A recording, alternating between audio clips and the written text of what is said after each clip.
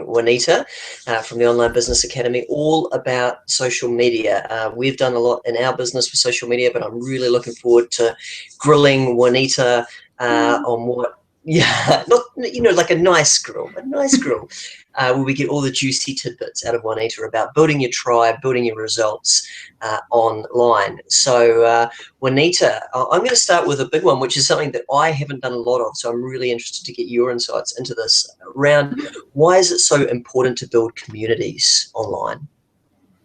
Oh, wow. That is a big one, Andrew. So the importance of building communities is to really grow your own reputation, to grow your tribe, and to really look at communities in terms of helping you within your own business.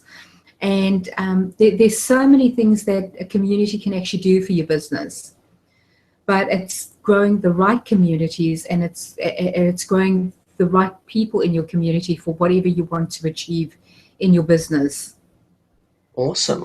Yeah, and I mean, I guess one of the big things I've seen with communities is that it is about making sure that you are getting the right and the quality people in there, because sometimes you join a community online, you're like, this is really good, there's lots of really good people that know what they're talking about, know what they're doing, and equally you can find those communities. So have you got any tips in terms of people, like how do you make sure that you get those quality people? Like, what's one of the things that you do to make sure that happens? Andrew, I'm just going to answer here because some people are saying they must be having technical difficulties. So let me just say the webinar is happening. Can you see us? Let me just see there.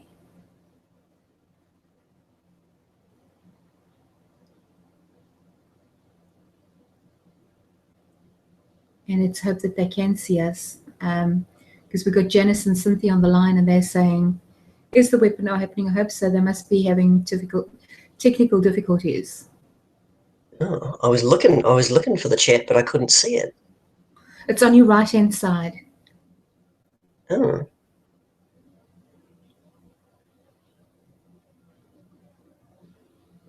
Okay, let's hope that they can answer. Apologies, Andrew. What was your question? I was just talking about how do you build quality communities, because we were talking about building communities, and I was saying, what do you think are some of the secrets to building those real quality communities? I think the first thing is to understand what are your key business objectives. So not just your social media objectives, but what are the key objectives that you want to achieve in your business? And so, like, one of the first key objectives that people will put down in the business is that they want to grow their client base.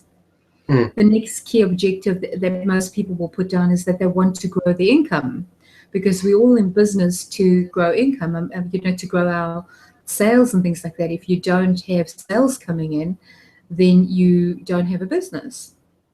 But more than just the sales, obviously, to make some profit if you can. And then another key objective for people would be, how do I get my brand out there? So how do I get people to know about who I am? And I mean, every business has their own key objectives. I'm just saying that those are kind of some of the general ones, and then people will have a few others.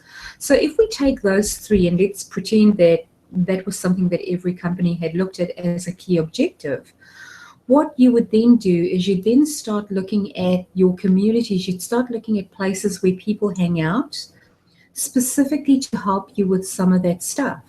So, for example, if one of your objectives was to grow my brand and to grow my client base, then what I'd be doing is I'd be joining groups, for example, either Facebook or LinkedIn groups, where my type of clients are hanging out.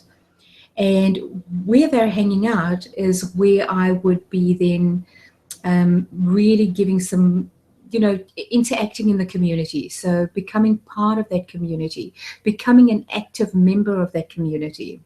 So not only, because a lot of the communities don't allow you to promote. I mean, some of them are go for it, you can promote. But actually giving good advice, helping people out. And I think that's the key when you're growing communities, is how much can you give and how much can you receive? because in those communities, there'll be people that will also grow you and help you to learn. Yeah, exactly. And I think one Yeah. of the big ones as well is that where you do have moderated communities or groups, you do have people making sure that it's not just a spam fest where people are just filling the wall up with promotions. And like you said, you want to be adding value and also feel like other people are adding value to you as well. Yeah. Let me just do this. Come back in. So I'm telling these ladies that it's being recorded. Cool. So can they still not see us? No, they're saying that they're still stuck in the screen that says hang tight. The webinar is Oh, tell them to refresh it, because that was what I did. I refreshed it. So basically I was stuck in that same, and I hit refresh, and that sorted that problem out. Okay, there we go. All right, I've said refresh. I did say it has been recorded, so hopefully they'll grab it and they'll be able to get back into the webinar. Technical difficulties. Awesome. Sorry, Andrew. That's all right. That's all right. Cool. Well, I guess the next. Well, actually, I'm gonna jump ahead to one of the other things that you were talking about, because I've seen a few people talking about this today. What's this new Blab channel? Like, I love hearing about new channels. I don't like so much the ones where they say, oh no, you've got a Windows phone, so you can't use it, because I've got a Windows phone. So the ones that don't allow Windows, I don't like those ones. But tell me about this Blab. I see everyone blabbing about Blab. What is it? Who's it for? How does it work? Okay, so Blab is a new channel, and Blab is in beta stage at the moment. And one of the things that they've said in Blab is they're going to keep it in beta for at least 2 years until they have the product perfect. But that's not stopping people from jumping on. So Blab has grown like exponentially over the last month. Blab was launched in April. It was kept very quiet. You didn't really hear much about it. And I'd say if I go back and look at profiles now on Blab, about a month ago, people had kind of joined it. So that looks like the real crunch date when people started joining. I am obviously experimenting, as I always do, with all these channels, and I do that because of the nature of my work with educating people. So I'm always jumping on and kind of getting into it and seeing whether what will work for a company and what won't. Blab is the most amazing at this stage community of all the channels, and I think that if they get it right and people continue the way they are, it is going to be a channel that's going to overtake all the others. So what happens with Blab, and the reason why I say that is because Blab is real-time conversation right now in your home with whoever. So the way that Blab works is I can create a Blab and I can say I want to blab about what we're doing tonight. So I want to blab about how to create great communities that can help your organization grow. Okay. And I then create the Blab and I'll pop into the Blab and I come up on screen, and like we are right now, Andrew, and people can see us. The only difference is that everybody can come into the Blab room, and like the webinar jam on the side where you see all the lovely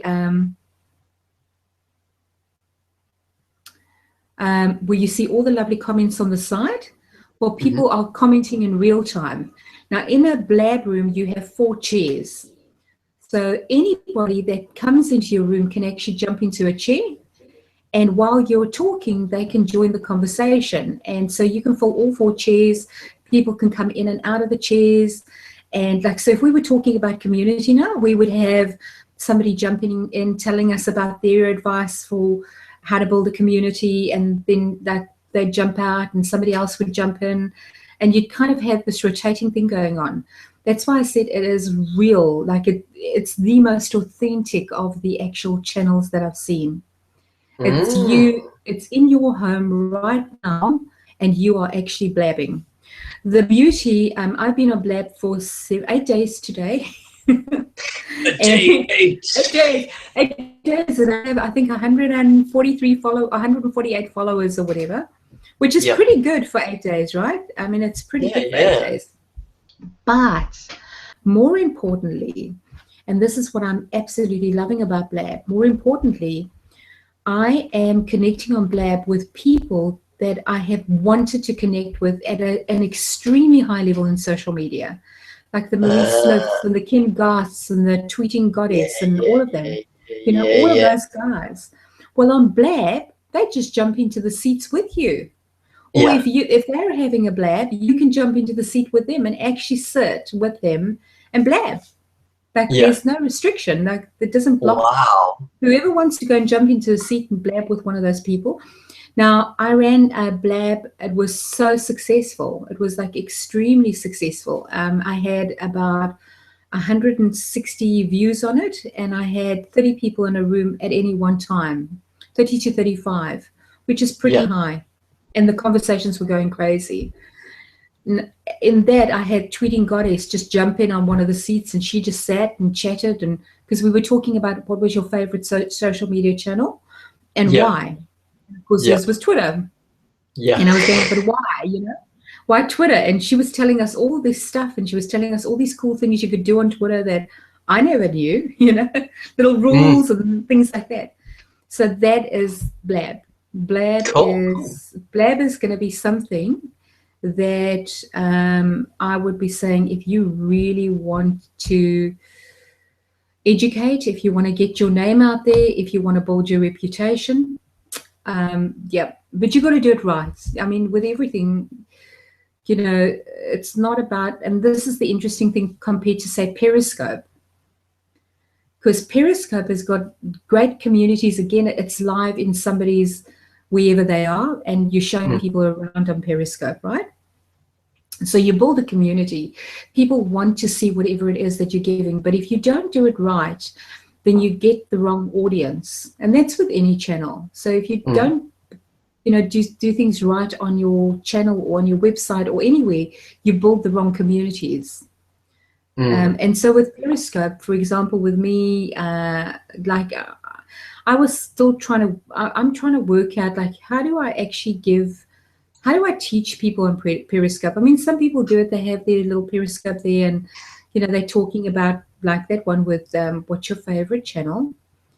And people are coming in all the time, and they're saying hi to you on Periscope, and you're saying hi back, and it's too disruptive, I think. A channel for really giving advice, and you've got to kind of start again and, you know, carry on, and then people have missed and all sorts of things. So I think it's a great channel for showing people stuff. You know, if you want to show them how to do a makeup tutorial, show them how to build how to build a robot, how to cook. I watched a guy for about 20 minutes cooking in his home, like on Periscope. That was awesome. Like, it was in his house, and he was walking around, and he was taking stuff out of his cupboard and putting it in the pot and cooking and showing us how he cooked this meal. Yeah.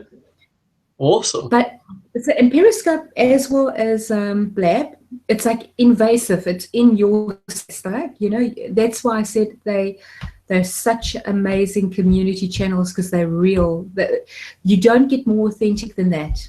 So I mean, the Blab is actually like it's like a Google Hangout, but with 4 people all at the same time, and some of those people swap in and out. Like, is that how it works? Yeah, pretty much. And so it is.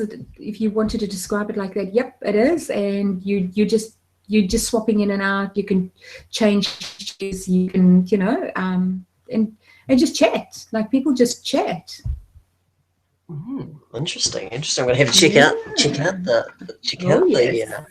Blab. Yes. I do have to tell you, it becomes addictive. Well, I can tell when you're counting the days. It's been 8 days. Oh no, I'm so excited that I've been on for 8 days. You know, 8 days, and I've got all these. It was more of a demonstration to show you how quickly. So let me just explain this to you, because this is community, right? There are people that have been on Blab for 30 days, and they've probably got about 20 or 30 followers. And so I've connected with some of those people, and I've wanted to know why their followers haven't grown, because mine have grown very quickly. And the reason for the growth is because because I identified based on my business objectives. So my business objective, one of them is to educate people in social media, to educate as many people as I can. And so when I went onto Blab, unlike Periscope, I decided I'm just going to do it. I decided I don't know how to do it. Can't be that hard. I'm just going to go for it. I'm going to set it up and go for it. And the blab that I did, my very first blab, was quite a controversial blab. It was the copyright law for photos, videos, and music online. Yeah.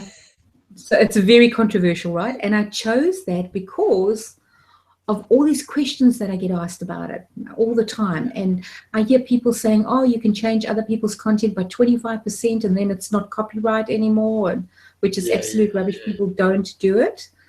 Yeah. But what happened is, on my blab, before I started the blab, I went searching in another Facebook community that I belong to. By the way, it's a blab community. And another social media community, which is overseas, and we hear things really quickly happening over there. And I just put up and this is the power of communities. I put a post and I said, I want to have a blab about copyright law. Who in the group can help me with this? And I had a few people jump on, and one woman said, look, I'm not a lawyer. I can get some lawyers on, but I have my business is called Social Media for Lawyers. And that's all she does, is social media for lawyers. Yeah. Yeah. And so she's been through all these trials with the lawyers for copyright law and all of that. And she jumped on it. She actually came onto the blab as my guest. Yeah. And that was my very first blab. It was like really controversial, like very. But I had so many people coming in and jumping in and commenting. And I had one woman, DJ Sherry, pop in and ask like huge questions about her because she's a DJ, and what if she plays background music, and and her YouTube channel and all that. So it was fabulous. But more fabulous than that is I actually had lawyers in the blab, qualified lawyers. And so where we couldn't answer a question, they were answering it on the side. They didn't want to jump on with their faces, but they were answering it as legal people on the side, which was so awesome. Yeah. So there's the power of blab. And so that is a great example for you of community, Facebook group, getting people on to the blab community that's been created, and just going and blabbing. Awesome. Oh, I'll have to go and check out the blab. You have to. But now let's so people might go, so then what? Like, so what about blab then? Well, this is the thing that builds more community. So what I do with the blab is it records the whole blab. I can take that whole blab and I can now write a blog out of that blab with the video recording, so like a kind of a vlog. I can then put that onto my website. I can direct that into other groups and say, hey, check this out. So if people are having issues, so now I have collateral that I can use in other groups. So those two groups are my social media groups and my peers. And that's where I went looking for my peers, because I needed their level of expertise. But now I'm going into clients that don't know anything about social media. And now when I see somebody in a group going, what are the laws around, social media? What can I do about, and I go, well, hey, here's my blog, go and have a read. And I'm helping the community again, but I've done something proactive. Yeah, exactly. And I think it's one of the big things that I'm always talking with clients about is reusing your content.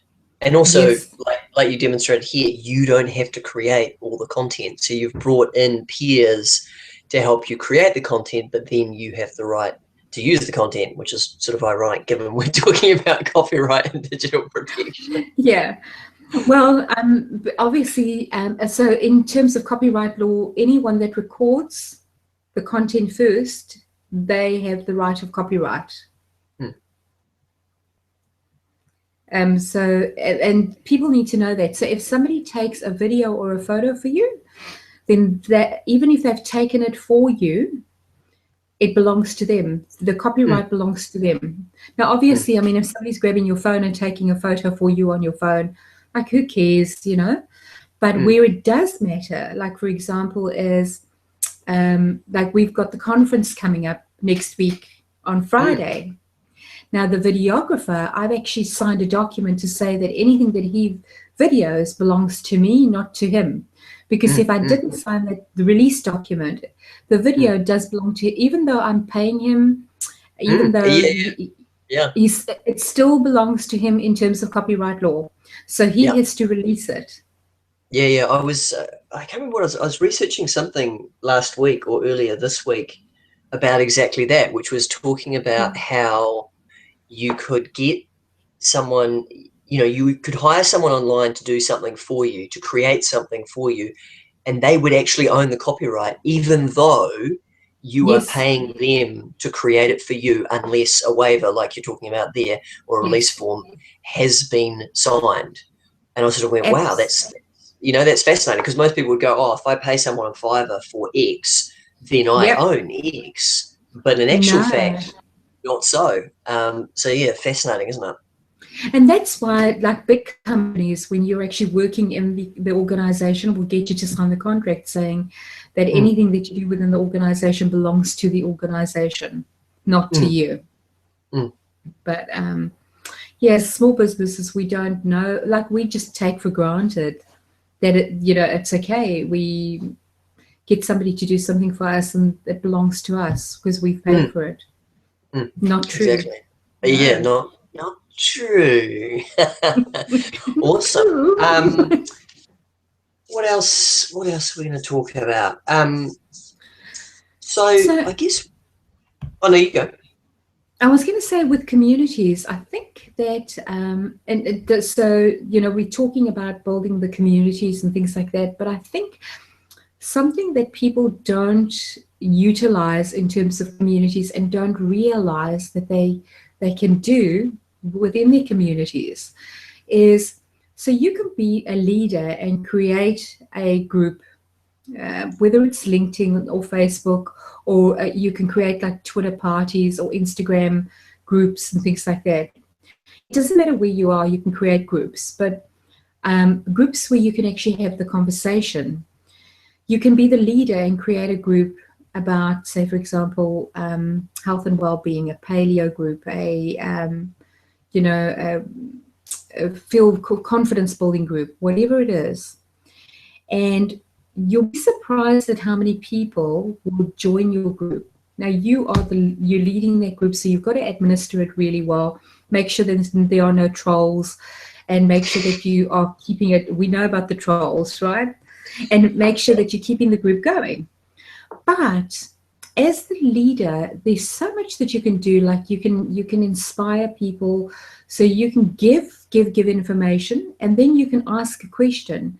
Now, why I say this is, let's say you were a confidence coach and you were wanting to write a book. Now, writing books are really fantastic because it doesn't matter what you say, they give you credibility.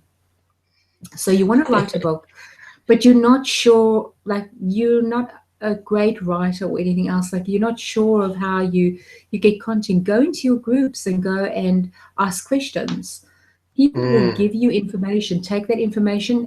Now, you don't copy people's information, but you can take the gist of the information and start working on your book, work around it. If you did want to take something verbatim that somebody said, then go and ask permission and include them into your book. People love that, right? I mean, people love, and this is all about community. Yeah. It's all about community. And it's a massive one as well. I mean, we've used content from other trainers in some of our paid material, and we've just gone and asked them, and we've said, hey, look, because here's the thing: when it's industry knowledge, you can kind of go, oh, well, I learnt this from these 6 or 7 different people.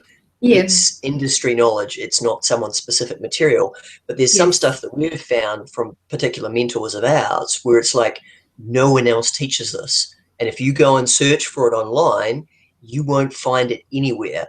But it's Yeah. super, super powerful. And so we're going, well, we can't create this course without this content, but we can't use it unless we go and talk to the creator of the content. But, you know, generally, I mean, I can't even remember if we've ever had anyone say no, but what most people say is they say, yes, you can use it as long as you credit me as the creator. And That's you go, well, correct. that's Yes. fine. You know, you are the creator, so cool. Absolutely. And so as the creator, I mean, you're always getting credit for it, which is, you know, it's fabulous, and that's what you kind of want. Yeah, so there is, I mean, in terms of having communities. Now, I think one thing I did want to talk about is like within communities and reputation, because and I'll tell you a little story, and I think it gives you a really good view of, you know, what can actually happen in communities and how people can protect your reputation, especially if you're really good. So let me just start and say that when you go onto channels like Facebook, you get these community groups. So, you know, wherever you live, Andrew, I'm not going to ask you where you live, but you might have like a Mount Eden community group. You might have an Auckland community group, a Torbay community group.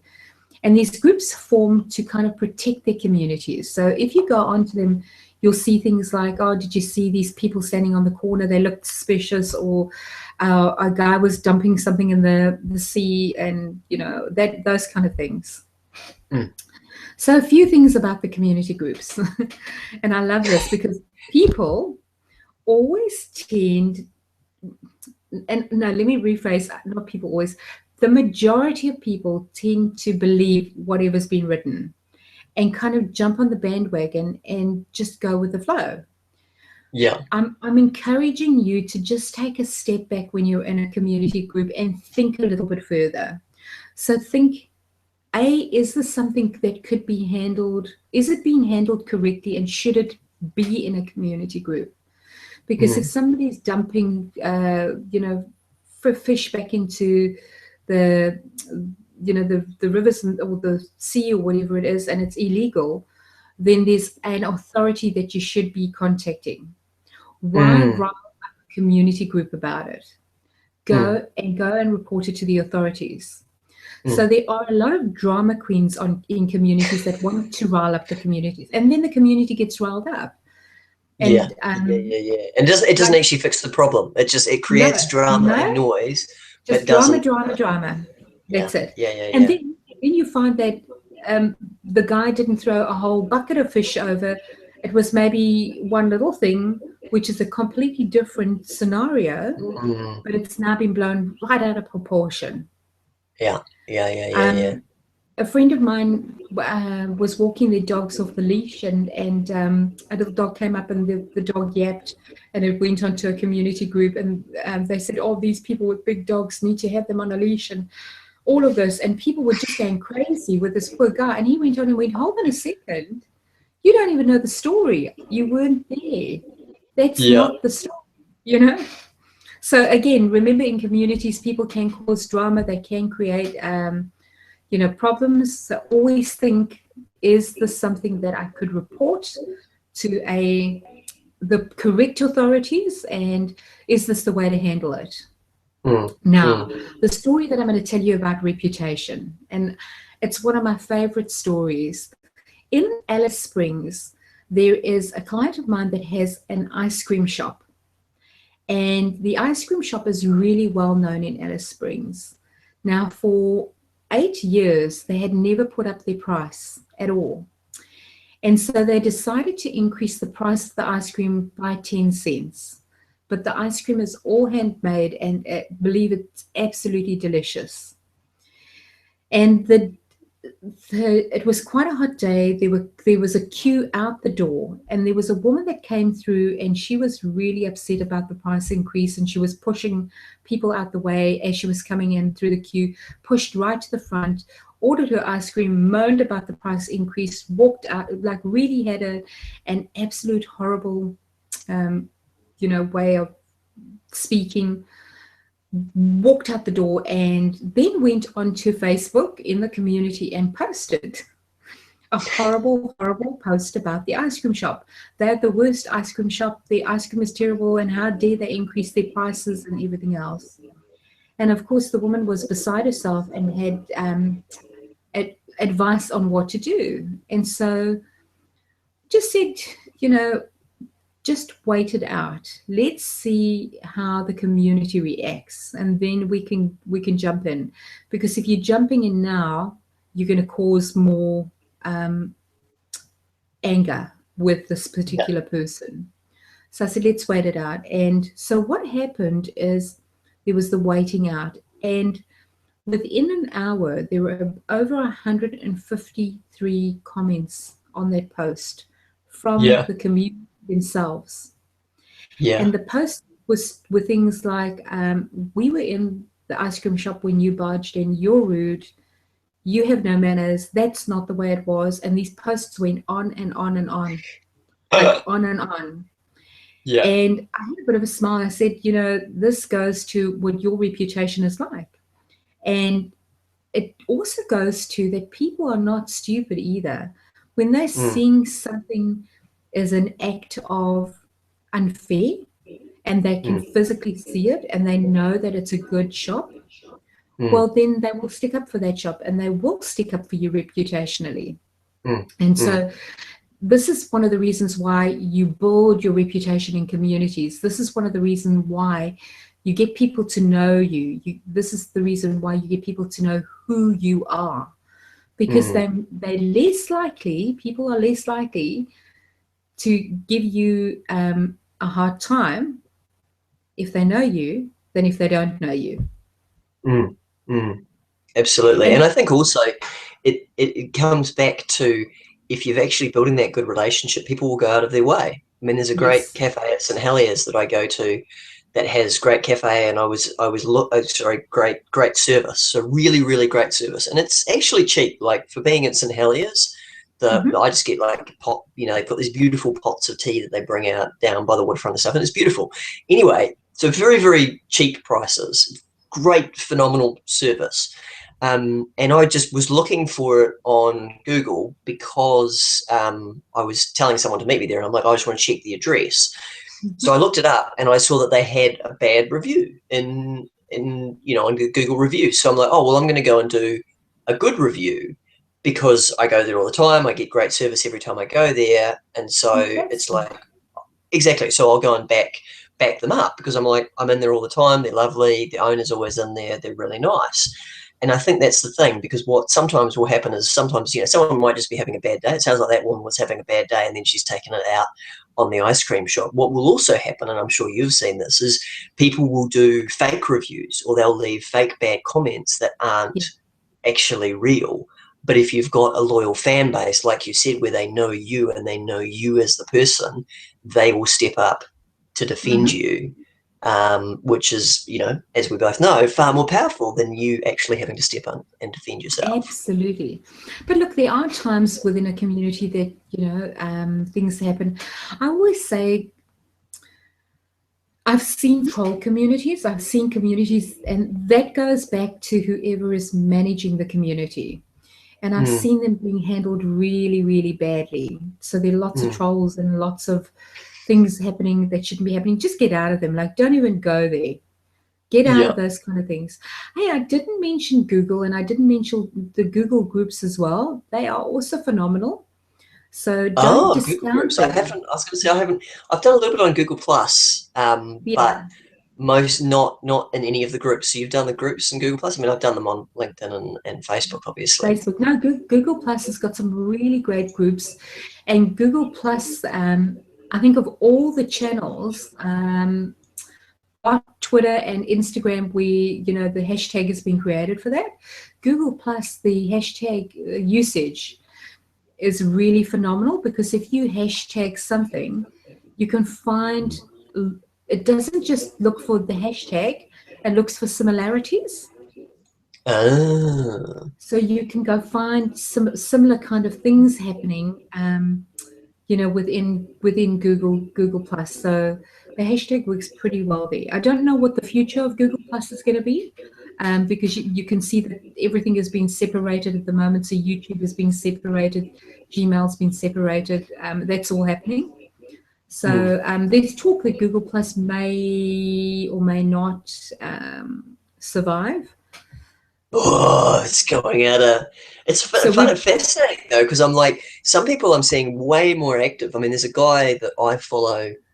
Well, I know I'm in the real world, and then we're connected on Google Plus as well. And I think I'm just trying to think how we met originally, because we met originally online before we connected offline.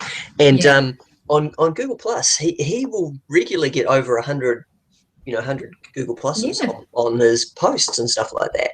I mean, he's not really posting anything that's, that's necessarily shifting his business forward. So, not necessarily useful from that point of view, but from a mass and momentum, I see a number of people in a number of niches that work really well, but I haven't looked into groups at all. no, go and have a look. They've got some really fascinating groups, and some good information going on in those groups. I mean, people say Google is more like for technical people. There's quite a few social media groups, things like that. But there are groups there about health. There are groups there about flower Well, this guy arranging. is videos, so old Yeah. videos, so videos of Elvis or 80s pop songs, or Wow. so he'll break them into rock and pop and different genres and stuff like that. But Yeah. it's music videos. Like that's what he's getting all the comments, likes, and shares about. So About nothing, amazing. not really technical. Well, I No. guess musically and videographically technical, I suppose, but Yeah, yeah, but he's but just a not. fan of good music. Oh, he sounds like he's got a very unique business. Very, very unique. Well, that's like I said, that's actually not his business. That's just a hobby, a Oh, just hobby, a a hobby hobby. of his. Yeah. No, it's Wow. just a hobby of his, and he plays with that on Google Plus. He's got a business as well, which is around reviewing businesses getting reviews done by consumers, but where it's authenticated. So that you actually know. So it's not just anyone can register a Google account and review you. It's actually tied back to, we can see that they've purchased something at your store. Yeah. Therefore, there's the triangle of trust, if you like. Yes, I think I know who you're talking about too. I imagine you probably do know him.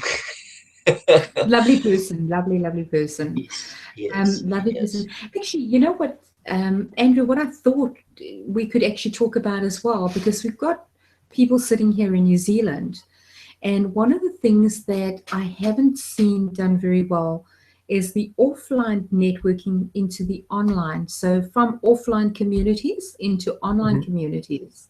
Mm. And that's something that if we can have a discussion, that would be really cool. I'd love to hear your views on that. We have a lot of people go to networking here or meetups, Mm. so many of them.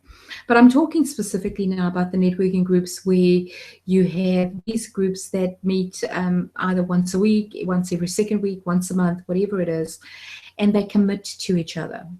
So they're anything between 15 and 30 people in a group, and the commitment is that they will promote each other.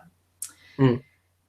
What I haven't seen done very well, and it's more of an education piece, is I haven't seen people say within groups, hey, if you're within the group, let's create a Facebook group page, because that's really cool to keep us all connected.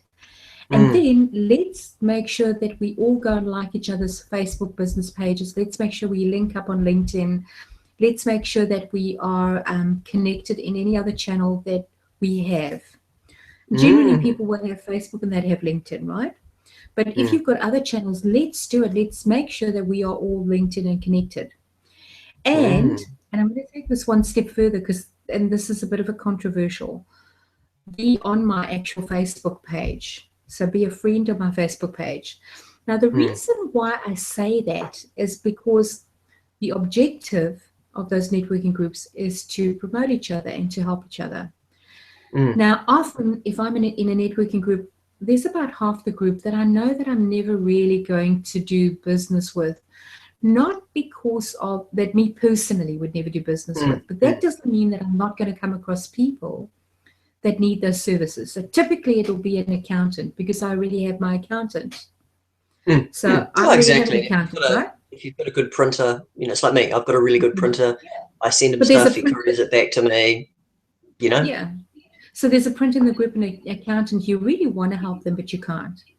Now you're sitting in groups and you're in your community groups and somebody pops up and goes, hey, does anybody know a great accountant? When you're friends, it's easy to actually sign and bring them in and go, yes, I actually know so-and-so, and bring them actually into the group, pull them in and go, I know so-and-so and they're a great accountant, and link them up. Or know what their business page is, because you can copy the URL and put it into the group and say, contact this person over here. But this is the thing, like people from an offline perspective to online just don't do that.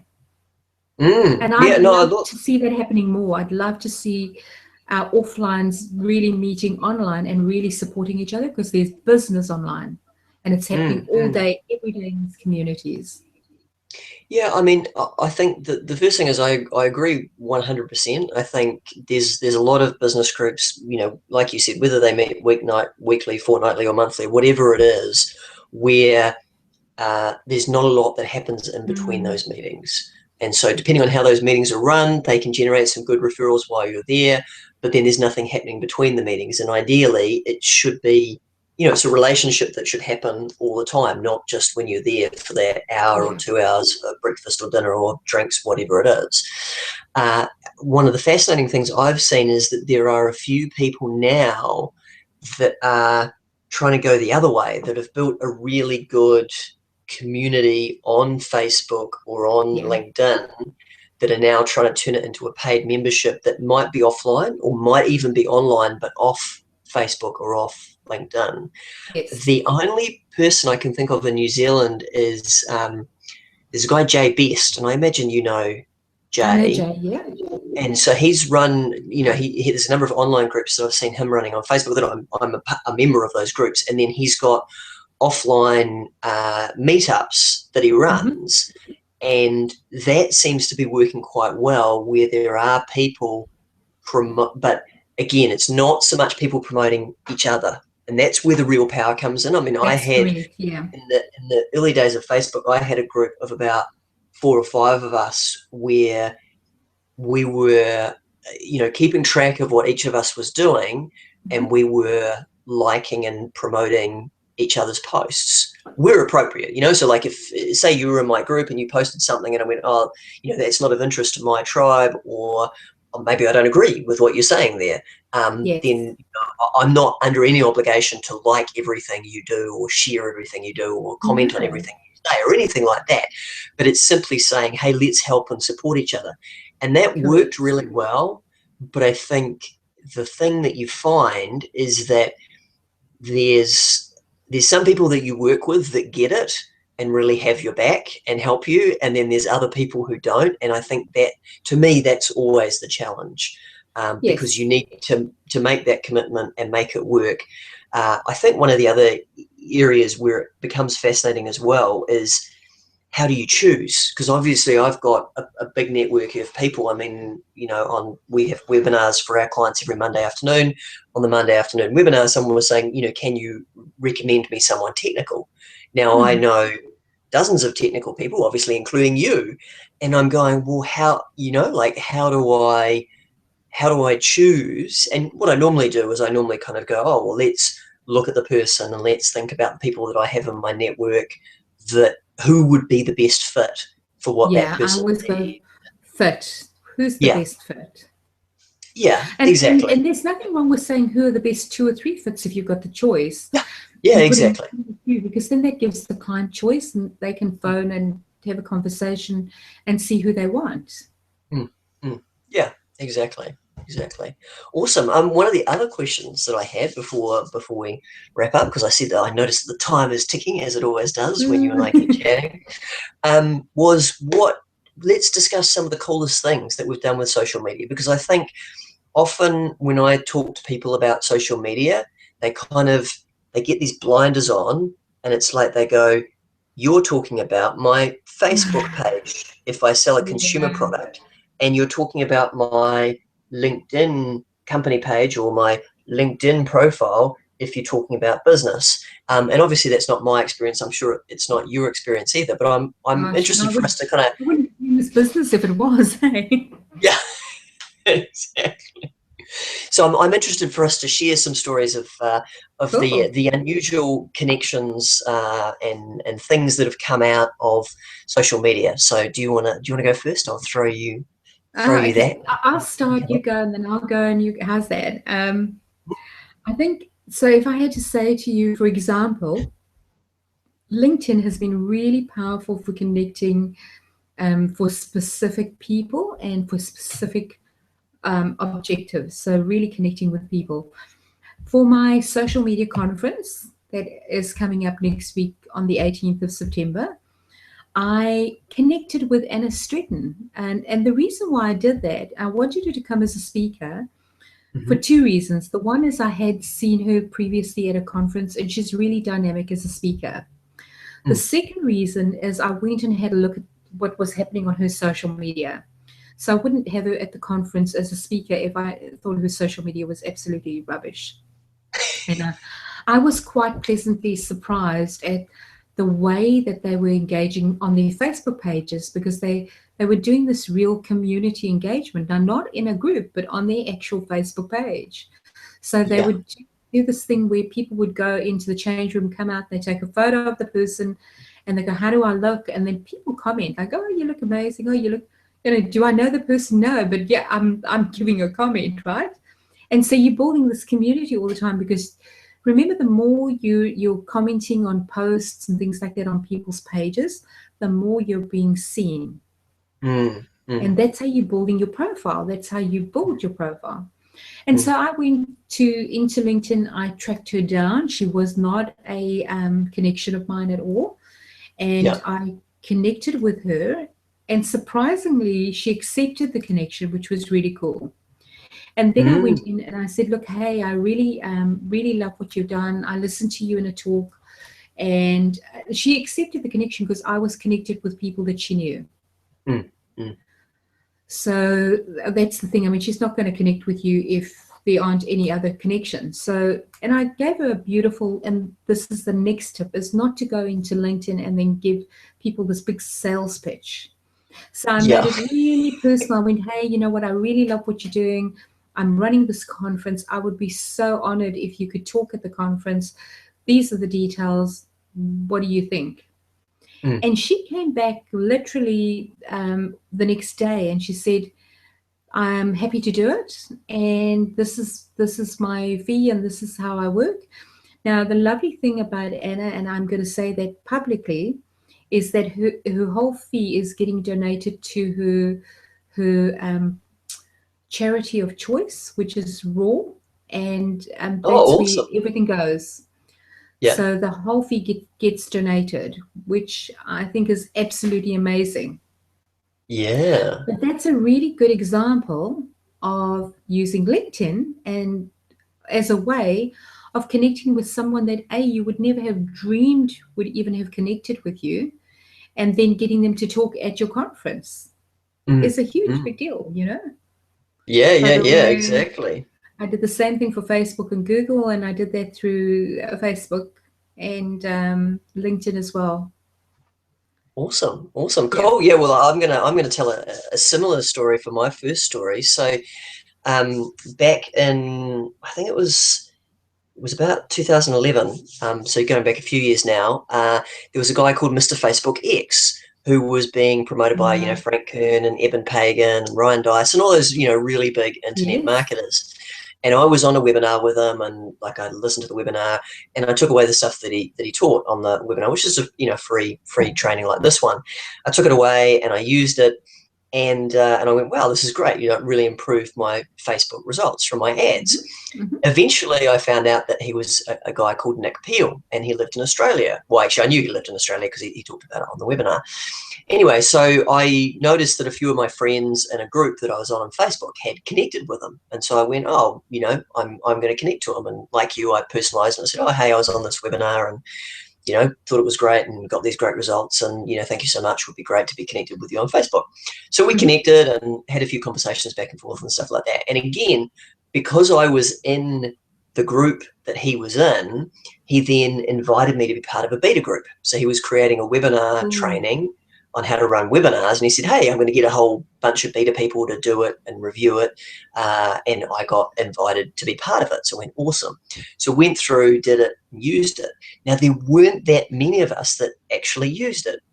Because as you know, if you want someone to use a free training, well, a training that you're doing in beta, so they're not paying for it, you've got to actually create a contract. You've got to actually say to them, hey, look, this is what you're going to do if you do this course. And unfortunately, he didn't do that. So there was a whole bunch of people that didn't do it, but I was one of the few people who did do it. Because I did do it, suddenly I'm memorable in his mind. And so I took action. He'd seen me take action, and then he was talking about mindset. I was running a mindset event here in Auckland, and I wanted 2 speakers from Australia, and I already had 1 speaker in Australia already that I know is a big mindset speaker over there. But I'm like, what about Nick? He would be perfect. So invited him. He came over and spoke at my event. So exactly the same thing. But I mean, here's this guy who's done almost $2 million on webinars, who came to my event through me being in a Facebook group. And I mean, that's the thing. You go back 10 years ago, and could you have done that over IRC? Maybe, actually, over IRC or something like that. Back then you could, but this is the power that everyone seems to forget. They just think, it's just about Facebook ads, or it's just about my page. And for me, it is about my pages, obviously, but it's also about my personal profile and who I'm being, and am I in integrity on Facebook, and how am I behaving, and what results, can that lead to? See, that is all so important, Andrew. You talk about that. It's the consistency, the reliability, and the true authentic self that we talk about. Be who you are. Like, be who you are online. And like I say to people, there's nothing wrong. I mean, if you are the person, and there are some of them out there that get on and they swear, and that's it. That's the kind of customer they're attracting, and that's the way they grow their channels, and that's okay. But they're authentic. They're authentic. Yeah. And it works. It always. Yeah, it works, but it's not who I am. Yeah, and I wouldn't personally follow that. So so I'm not that person's customer, and that's okay. Yeah. Okay, let's give you another story. Now this one's interesting, and this goes to how you're building your reputation, and I think it's a nice segue from what you've said. So you talk about that reliability, and you've got people to come and speak at your conference and things like that. Well, I'm sorry, I am going to use the conference one again here. I'm sorry, guys, but this was the tables flipped, right?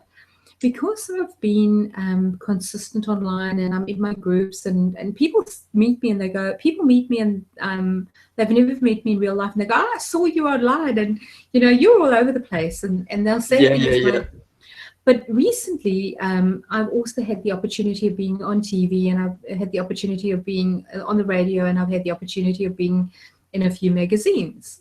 And so so the exposure is broader now than just the online stuff. And the exposure is there because of like all the work that I'm doing. I do a lot of giving back in the community and things like that. And so it was interesting because Leon J, who's one of our speakers, I knew him through other speakers that I had worked with, but him and I had never met. And he contacted me via LinkedIn, and he said to me, hey, Wanita, I am thinking of coming down to New Zealand, and your name keeps popping up all over the place. And I thought it would be great if I come for us to meet. And I said to him, that would be really, really cool. And so we had a Skype call, which ended up in me doing the whole, which ended up in another call where I interviewed him about his new book. Which ended up in me going, hey, by the way, would you like to speak at the conference? Which ended up being a yes. And so I have this amazing guy now coming to speak at the conference. And so for those of you that don't know Leon J, you can go and look him up. But he has been on the cover of Internet Marketing Magazine. And you can only get on that cover if you've earned 7 figures or more through online business. So he's the founder of Fusion HQ. He's the founder of quite a few other initiatives. And he tells you these businesses that he started and failed, and he's worked out this whole formula of how you should be working online. And I love his thinking. I wish every single small business could listen to him and take on, because Andrew, it's your and my thinking. Whatever he's saying, it's what we do, you know. And to get it through to people, I just wish they would sit down. He articulates it so well. I just wish they would sit down and listen to him and be there, and he'll hear his message. But that's a little bit of the reverse side of things, where I was sought out because of reputation. And so I know in New Zealand we talk tall poppy syndrome and things like that. I think we need to start getting over that, and I think we need to start looking. I mean, seriously, I deal in American groups, and they have no issue, no problem whatsoever in going, I am like a goddess, I am an expert, I am, and I'm thinking, I could never call myself that, you know. I've got so much to learn still. And these and then we sit in groups, and I'm the one that's answering most of the questions, or and I'm going, hold on a second, you were the expert. But so I think we need to start, maybe, I don't think blowing, I just could never do that, but I think we need to start being better to ourselves. Oh, absolutely. And I mean, I think particularly when you start out, it's very challenging, because it's not something where, you know, like, it's much more common in America. But even in America, like, the funny thing with the tall poppy syndrome is it does exist everywhere. Like, you can go to any country around the world, and you will be able to find people who are held back by, you know, by that syndrome. Like, it's very prevalent in Australia and New Zealand.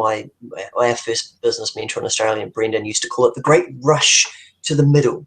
Like, everyone wants to be normal. Like, we don't want to be at the top of the pile. We don't want to be at the bottom of the pile. We want to be in the middle, and be norm, and be accepted.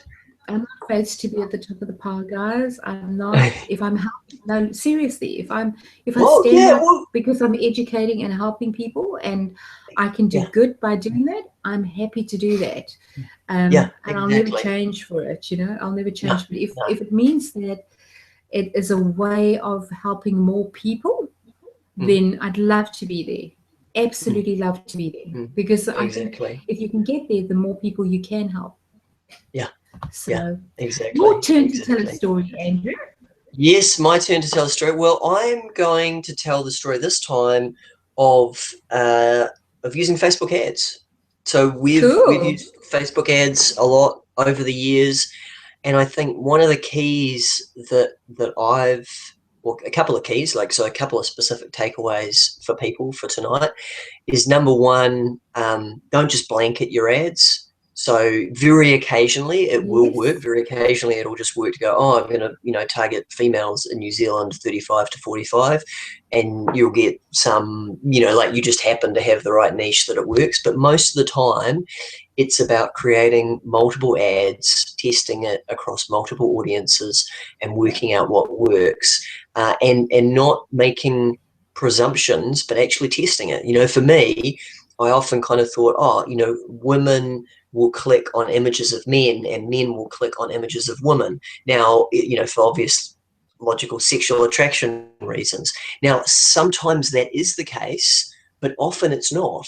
So often people will click on images that they identify with, of, oh, that's a guy that looks like me, or that's a woman that looks like me. And by looks like me, you know, I feel like I identify with that person. You know, they're similar to me, whether same sort of age, maybe same sort of socioeconomic or same sort of interest, that sort of thing.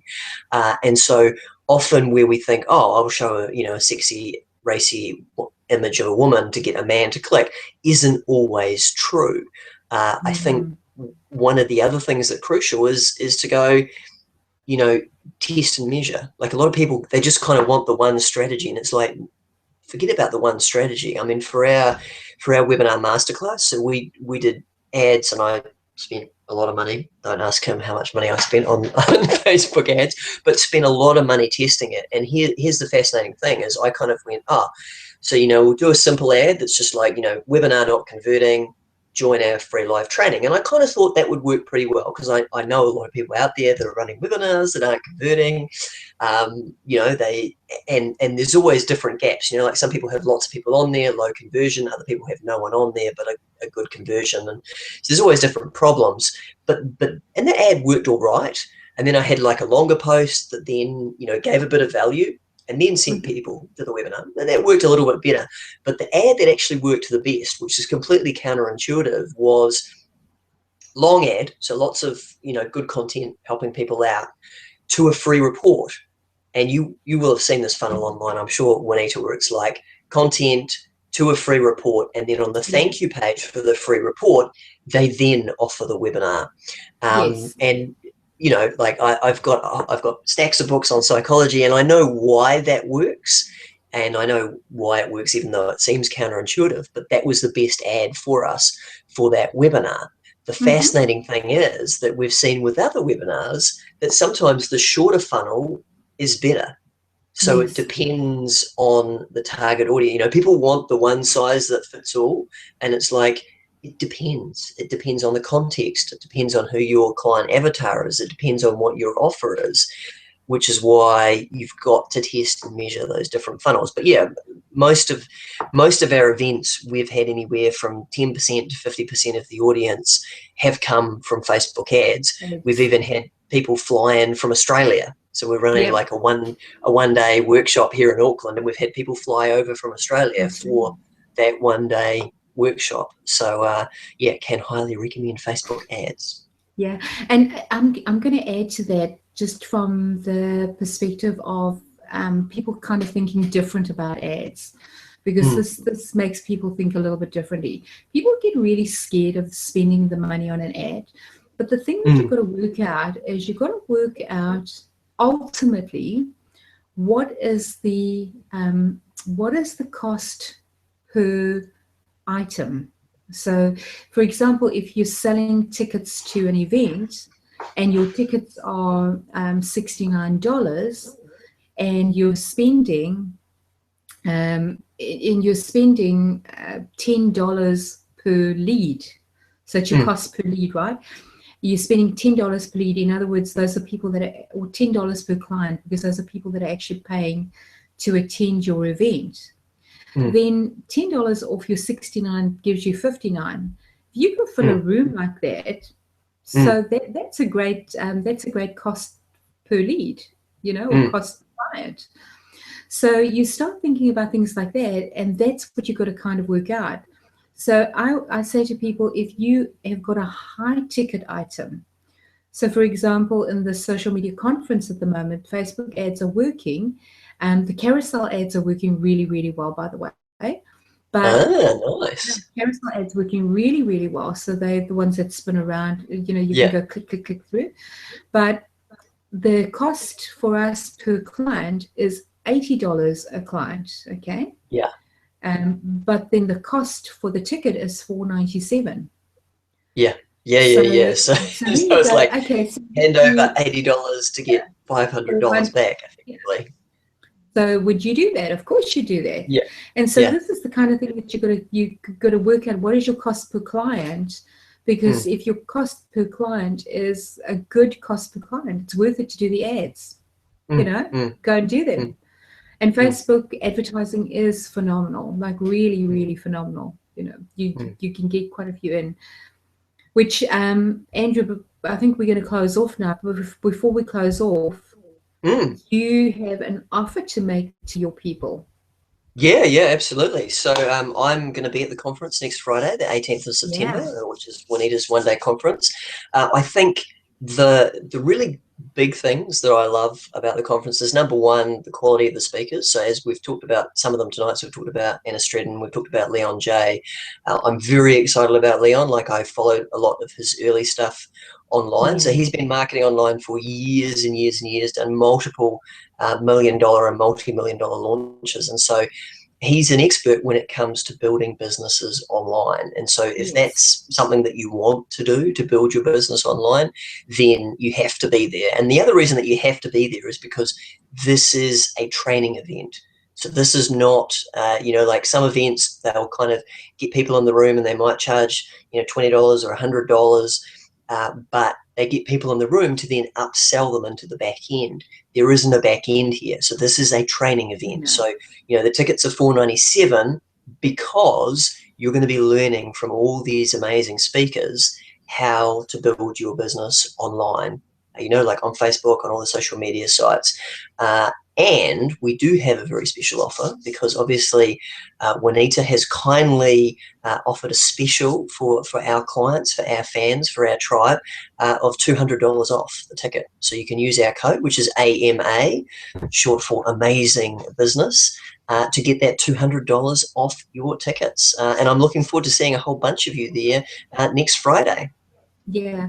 And so, Andrew, I'm just going to add on to that, because one of the things that we don't probably promote enough with this, and when I've told people recently, they go, oh, wow, like I would just buy the tickets for that. But we took a little bit of a different view this year with goodie bags, because we went and did a lot of surveys, and we found a lot of people told us that the goodie bags, they hated them. Everybody puts the same kind of thing in a goodie bag. It's pens, it's mugs, it's all that. They take them home, they like throw them somewhere, and you never use them. So what we thought about is, because it is an online, it's all about your online business. We thought, why don't we do virtual goodie bags? So what we're going to do is, a digital goodie bag. So what that means is, when you've been to the conference, after the conference is finished, you'll get a link to a goodie bag. And what you'll have in that is, you're going to also have things like templates. So you'll have templates to social media strategies, templates to risk strategies, templates to content strategies, some examples of how to put content strategies together. There'll be some discounts from some of the speakers. There might be links to, say, for example, Leon J has got a site that you can go to and pick up some stuff, really cool stuff for free that we'll put in there for you. So awesome. There's going to be some really, really great stuff in that virtual group. It's way over $400. Like, it's way over. And some stuff that you can really take away and use in your business to help you start growing. Because I think you were saying to me that you've got like even a social media plan in there, haven't you? Because I know a lot of people are just like, I don't even know where to start. So you've got a step-by-step social media plan for people, so that they can just go. There's a content plan in there. There's there are just so many things that people can use. There's a few little training sessions. There's all sorts of things that if people want to, use the virtual goodie bag, they get. If they don't want to, that's also cool. But you're never going to get that kind of stuff. I mean, you pay for social media plans, you pay for content plans and things like that. You pay big money for them. So it's great. You're going to get a virtual goodie bag with stuff in it that you can actually work on after the conference. And the reason for that is, we pride ourselves. The last conference we had, there were a lot of people we followed up with 6 weeks after the conference. Because I think feedback is great on the day. Everybody's hyped up and they're pumped and all of that. And go, wow, it's amazing. But I love to hear what people say 6 months later, because that's a true test. And there were people that we were calling that were saying, I'm still working through the notes, I'm still working through everything, and I'm implementing, and these are the results I've had. And there's been some like amazing results that people had and still continue to have. So that to me is great. It's not just a conference where you're coming one day. But of course, and I say this with all due respect, everything is about the action that you take afterwards. And the reason why we have the conference on a Friday is so people are not going back into their work situation and things like that, that they have the Saturday maybe to reflect and think about. And because you know how excited you get about all the stuff you're learning, and then you go and do it. It's time for people to reflect, go back and see all the notes, and maybe start putting actions in place. To get it to happen. That's why we do it on a Friday. Yeah. So there's a psychology behind everything we do, right? Yeah, exactly. Awesome, cool. So the website is what? socialmediaconference.co.nz, I believe. Yes, is that correct? Social Media Conference. And of course, if they put your code in, AMA, they will get that $200 discount. We will definitely honor that. And I'd love to see you guys, if you're serious about social media and serious about building your online presence and your business, you should be there. Awesome. And the Looking forward to seeing networking you guys there. opportunities. Oh The yeah, networking exactly. are I know so amazing. many people going. Very, very, very excited. Very cool. Very cool. And it was so lovely to be interviewed by you. Yes, yeah, no, that was good fun. It went so fast. I'm like, what is that the time? How did I that know. happen? And we thought we would only do an hour. Wow. A little bit